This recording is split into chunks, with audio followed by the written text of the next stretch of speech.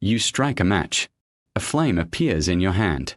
And if it dies, you strike another one. For ancient humans, it was not that simple. If their fire died, the night changed. The cold came closer. The dark became heavier. Food became harder to eat. And animals could move nearer to the edge of camp. Today, fire is a small convenience. Back then, fire was a survival system. So the real question is not only how ancient humans made fire. The deeper question is this: how did they keep fire alive before matches existed? Imagine your group walking across an ancient landscape. The sun is falling. The air is getting colder. You are carrying stone tools, meat, hides, children, and memory. But the most important thing may be smaller than your fist. Ember, a tiny piece of sleeping fire. It is weak enough to disappear, but strong enough to save the night. If it survives, the camp has warmth. It has light. It has smoke. It has cooked food. It has a glowing border between humans and the dark. But if that ember dies, everything becomes harder. Now someone must find fire again. Maybe from lightning. Maybe from another burning landscape. Maybe by making it with skill, friction, sparks, and patience. And none of those options are easy when the wood is wet. This is where the old cartoon image fails. Ancient humans were not just lucky people sitting beside a flame. They were managers of fire. They watched it. They fed it. They protected it. They moved it. They taught it to the next generation. Their tools were simple. Their problem was not. The first solution was the most obvious and the most difficult. Do not let the fire die. A modern flame can be replaced in seconds. An ancient flame had to be guarded like food. Fire needs three things: heat, fuel, air. Take away one, and the system collapses. Too little air, and the ember suffocates. Too much wind, and it burns too quickly.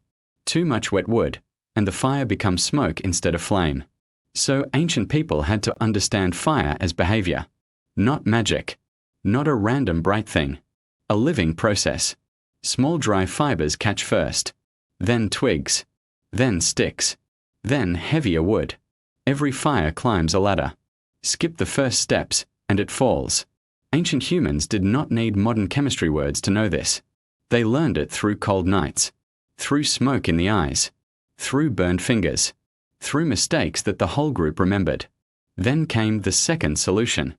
Carry the ember, not the flame. A flame is hungry.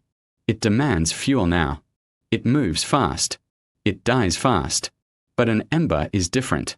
An ember can wait. It can hide inside ash. It can glow slowly.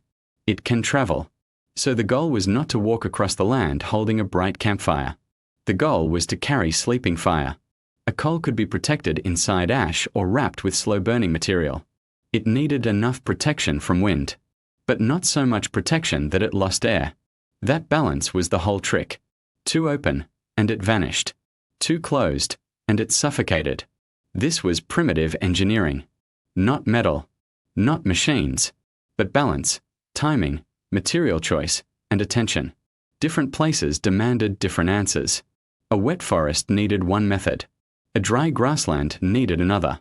A windy hill needed another. Ancient survival was rarely one perfect trick. It was choosing the right trick for the place. The third solution was preparation. Modern humans often start thinking about fire only when they want fire. Ancient humans had to think earlier. Before sunset. Before rain. Before the group moved. They needed to know which wood was dry. Which bark caught quickly. Which material burned slowly. Which fuel made too much smoke. Which ember could survive a journey. This knowledge was not stored in a manual. It lived in hands. In routines. In watching older people prepare the fire before darkness arrived. A child could see which fibers were saved. Which ashes were kept. Which coal was chosen. Which mistake made everyone start again. Fire was not only technology. It was education. A campfire was a classroom made of heat. Archaeology shows that early humans used fire very far back in time. Researchers have reported evidence of burning inside Wonderwork Cave in South Africa around 1 million years ago.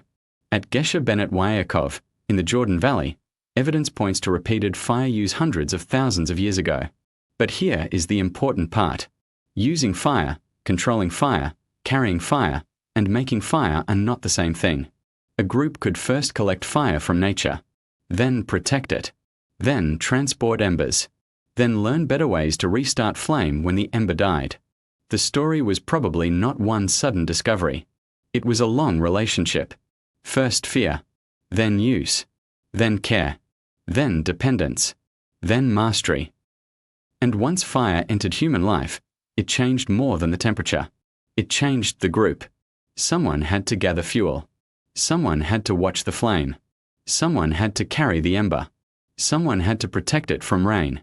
Someone had to teach the young when to add wood and when to wait. Fire created warmth, but it also created organization. A group that kept fire alive had a better night. A group that moved with fire had a better journey. A group that rebuilt fire after rain had a better tomorrow. Today, the ember is hidden. It lives inside wires, gas lines, batteries, machines. You press a button, and the system obeys. But the principle is older than cities, older than metal, older than writing. Protect the energy that protects you. So the next time you strike a match, turn on a stove, or watch a lighter spark in your hand, pause for 1 second.